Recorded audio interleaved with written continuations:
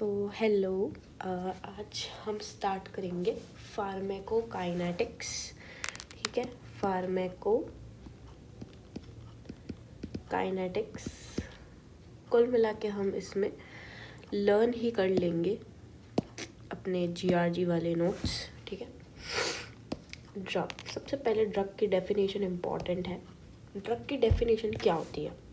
ये कोई भी सब्सटेंस है और अ केमिकल सब्सटेंस जो कि यूज़ किया जाता है या फिर यूज़ किया जाता है मॉडिफाई करने के लिए या एक्सप्लोर करने के लिए किसी की फिजियोलॉजिकल या पैथोलॉजिकल स्टेट, उसकी बॉडी की, okay, for the benefit of the patient or recipient. Okay, तो हम ड्रग को कैसे डिफाइन करेंगे? It is a substance or a chemical substance use to modify or explore the physiological and pathological state of a patient or recipient for his or her benefit. ठीक है, ये drug की हो गई है डेफिनेशन। अब दो टर्म्स आती है हमारे पास, फार्मेकोकाइनेटिक्स एंड फार्मेकोडायनेमिक्स। फार्मेकोकाइनेटिक्स क्या होता है, फार्मेकोडायनेमिक्स क्या होता है? फार्मेकोकाइनेटिक्स से याद रखना है अपन को कि बॉडी क्या इफ़ेक्ट कर रही है ड्रग पे, और डी से आप याद रखो कि ड्रग क्या इफ़ेक्ट कर रही है बॉडी पे। Means effect of the body on drug, effect of drug on body. Okay, this is pharmacokinetics, this is pharmacodynamics. Next हम बात करते हैं, वो आ जाएगा हमारे पास कि फार्मेकोकाइनेटिक्स में क्या क्या आता है। इसमें 4 चीज़ें आती है, दैट इज आदमी, एब्सॉर्प्शन, डिस्ट्रीब्यूशन, मेटाबॉलिज्म, एक्सक्रीशन। ठीक है, मेटाबॉलिज्म और एक्सक्रीशन को मिला करके हम लोग एलिमिनेशन भी कहते हैं। फाइन, ठीक है। सबसे पहले अपन ने ड्रग की डेफिनेशन देखी, फिर देखा फार्मेकोकाइनेटिक्स और डायनेमिक्स में क्या डिफरेंस है, और फिर फार्मेकोकाइनेटिक्स पे हम आ गए कि इसके क्या क्या कंपोनेंट्स हैं। ओके, अब हम आते हैं very important part, that is routes of drug administration. तो ये हो जाएंगे लोकल और ये हो जाएंगे सिस्टेमिक। सिस्टेमिक में 2 आते हैं, एंटरल एंड पार एंटरल। ओके, लोकल पे हम पहले चले तो ये यहाँ पे आ जाएंगे टॉपिकल, जो कि डायरेक्ट लगाए जाते हैं साइट पे, जैसे कि कहीं पे जल गया, बर्न हो गया है तो वहाँ पे क्रीम लगा दी, जो मतलब साइट पे डायरेक्टली हम लोग अप्लाई कर देते हैं, है ना। और दूसरा हम कह सकते हैं इंट्रा ऑक्यूलर, जैसे कि आँख पे हुआ तो हमने आईज पे बर्निंग सेंसेशन हुआ तो हमने वहीं पे आई ड्रॉप डाल दी, है ना, करते हैं ना वैसे। तो ये 2 चीज़ें यहाँ आ जाएगी। ये हुआ लोकल की, लोकल मतलब जो साइट है वहाँ पे ही लगा दी ऑइंटमेंट, दवाई, जो XYZ। एंट्रल में हम देखेंगे 2 टाइप की चीज़ें आती है, ऊपर और नीचे, माने ओरल एंड रेक्टल। ठीक है, oral and rectal. Okay, then parenteral में हमारे पास 2 चीज़ें आ जाती है। पार एंट्रल में एक तो इंजेक्टेबल या नॉन इंजेक्टेबल, वो ऑइंटमेंट, वो दवाई, वो इंजेक्टेबल है या नॉन इंजेक्टेबल है। अगर इंजेक्टेबल हुई यानी हम उसे इंजेक्शन से दे सकते हैं, तो इंजेक्शंस हमारे पास हो जाएंगे IV, IM, subcutaneous, intradermal. Okay, सारे आई से याद रखना कि यहाँ पे भी इंट्राडर्मल है, क्योंकि हम नॉन इंजेक्टेबल में ट्रांसडर्मल पढ़ेंगे। तो यहाँ पे जैसे आई है तो यहाँ इंट्राडर्मल है और वहाँ ट्रांसडर्मल हो जाएगा। अब नॉन इंजेक्टेबल में आते हैं, सबलिंगुअल, मुंह में रख दिया टैबलेट को, ट्रांसडर्मल, जो कि हम स्किन पे पैच लगाएंगे, इंट्रानेजल एंड इनहेलेशनल। ओके, 4 चीज़ें याद रखनी है, सबलिंगुअल, ट्रांसडर्मल, इंट्रानेजल, इनहेलेशनल और इंट्रानेजल दोनों एक जैसे होते हैं, मतलब याद हो जाते हैं कि दोनों नोज से रिलेटेड है। सबलिंगुअल हमारे पास वो हो जाएगा माउथ वाला। ओके ये तो हो गए हमारे रूट्स। अब एक टेबल आती है जिसमें इंजेक्शन बताया गया है, उसका एंगल बताते हैं अपन, और उसका इम्पॉर्टेंट पॉइंट क्या रहेगा वो हम बताएंगे, है ना। इंजेक्शन में मैं सबसे पहले आईवी पढ़ लूँ। अब आईवी का एंगल होता है 25 डिग्री, मतलब अगर ये अपना हैंड है तो इससे 25 डिग्री एंगल पे हमें आईवी देना है। इसका इम्पॉर्टेंट पॉइंट क्या है, आईवी में है ना, titration is possible. Okay, then next हमारे पास आता है आई एम, आईवी के बाद आई एम, फिर सबक्यूटेनियस देख लेंगे और फिर देख लेंगे इंट्राडर्मल। आई एम हम लगाते हैं 90 डिग्री पे। इसकी इम्पॉर्टेंट पॉइंट है जी ट्रैक टेक्निक। जी ट्रैक टेक्निक यानी स्किन है ऐसे, उसमें इंजेक्शन को हम लोग ऐसे ऐसे टाइप से कुछ लगाते हैं ना, मतलब ऐसे ऐसे टाइप से, यानी स्किन में डाला फिर थोड़ा टर्न कर लिया फिर ऐसे जेड टाइप में वो होता है। ओके, फिर सबक्यूटेनियस होता है कि उसका एंगल होता है 45 डिग्री, ये हम इंसुलिन में यूज़ करते हैं। इसका इम्पोर्टेंट पॉइंट है सेल्फ एडमिनिस्ट्रेशन पॉसिबल है इसका, मतलब हमें कोई और दूसरा इंसान लगाने के लिए नहीं चाहिए। डायबिटीज़ वाले लोग जिन्हें इंसुलिन लेना पड़ता है, वो लोग अपना इंजेक्शन आपने देखा होगा खुद ही लेते हैं इंसुलिन पेन से, कहीं भी लगा लो फैट वाले एरिया पे, है ना। ओके ठीक है, नेक्स्ट हम देखते हैं।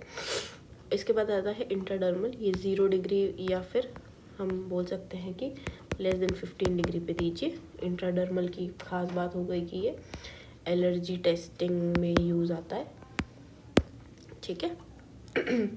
देन अब हम बात करते हैं कुछ नॉन इंजेक्टेबल वालों की, ठीक है। ये कलर शायद विजिबल नहीं होगा तो हम चेंज कर लेते हैं। ओके, इंजेक्टेबल में हम लोग ले लेते हैं पहले सबलिंगुअल। चलो अब अपना खुद के दिमाग लगा के बताओ कि सबलिंगुअल वाले की क्या ही वो होगी, क्या इम्पोर्टेंस होगी, क्या अच्छी चीज़ होगी उसकी। तो देखो, सबलिंगुअल वाले की हमारे पास जो अच्छी चीज़ें आती है, अच्छी बातें आती है, वो ये है कि ये फास्ट है। दूसरा कि ये है नंबर, मतलब नो फर्स्ट पास मेटाबॉलिज्म, मतलब फर्स्ट पास मेटाबॉलिज्म को सरपास कर जाएगा, वहाँ पे कोई भी इसका ड्रग मॉलिक्यूल्स वेस्ट नहीं होंगे। उसके बाद इसका टर्मिनेशन पॉसिबल है, ये भाई खाली एक्शन हो गया, आप स्प्लिट कर दो। देन सेल्फ एडमिनिस्ट्रेशन है, ठीक है, ये तो आ गया हमारा सबलिंगुअल में। फिर आ जाता है हम इंट्रानेजल में। इंट्रानेजल में कौन सी ड्रग्स होगी यूज़, तो ये CDE से आप लोग याद रखिए, CDE से कैल्सिटोनिन, डेस्मोप्रेसिन एंड E से हमारे पास है एस्कीटामिन। ओके, उसके बाद हमें देखना है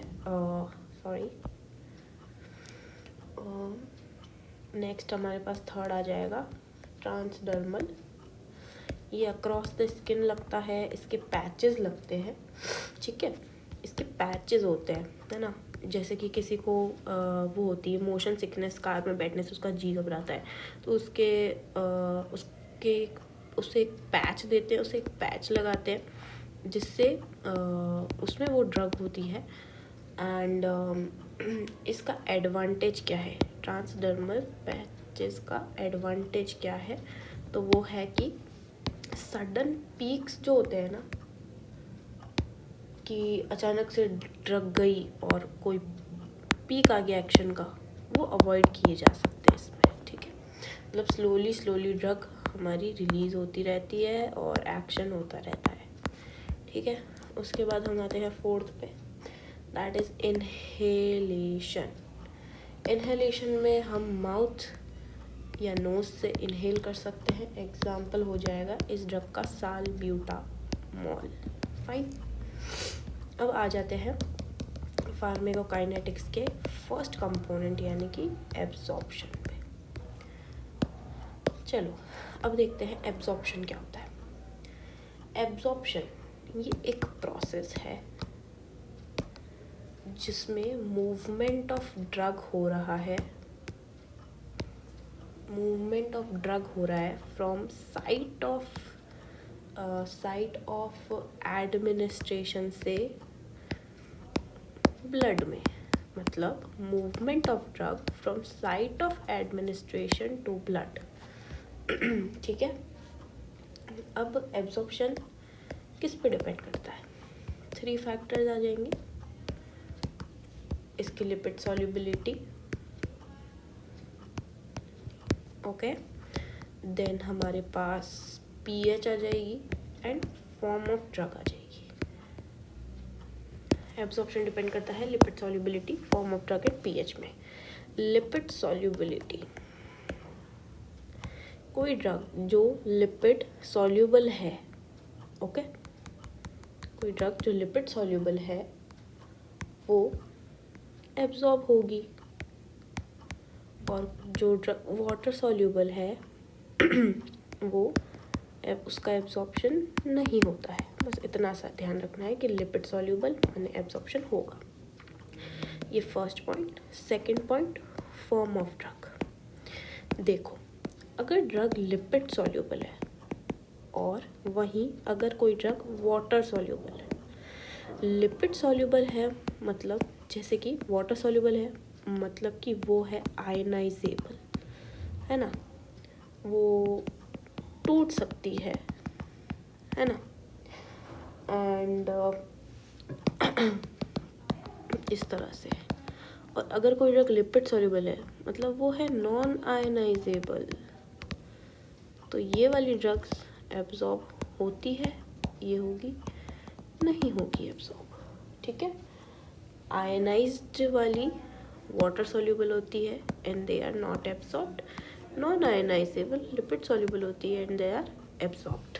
ओके, देन हम लोग चलते हैं पीएच वाले पे।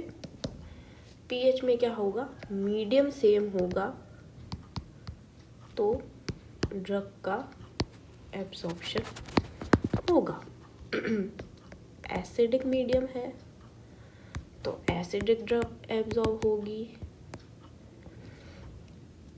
और बेसिक मीडियम है तो बेसिक ड्रग एब्जॉर्ब हो जाएगी, है ना। Medium same, nature of drug same. जैसे कि स्टमक का मीडियम एसिडिक होता है ना, एंड अगर स्टमक का मीडियम एसिडिक होता है तो वहाँ कोई एसिडिक ड्रग एब्जॉर्ब होगी जो कि है एस्पिरिन फॉर एग्जांपल, है ना। उसके बाद जैसे इंटेस्टाइन हमारा बेसिक में मान लो, तो कौन सी ड्रग, कोई बेसिक ड्रग में आप ले सकते हैं morphine. Okay, then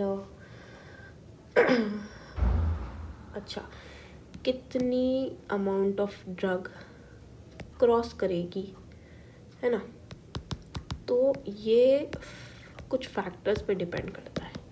first, drug का नेचर क्या है, nature of drug, then pH and then pKa. 3 चीज़ों पे ये डिपेंड करती है।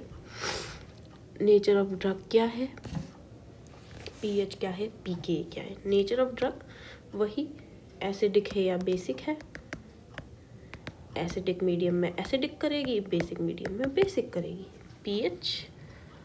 पीएच में मीडियम सेम है तो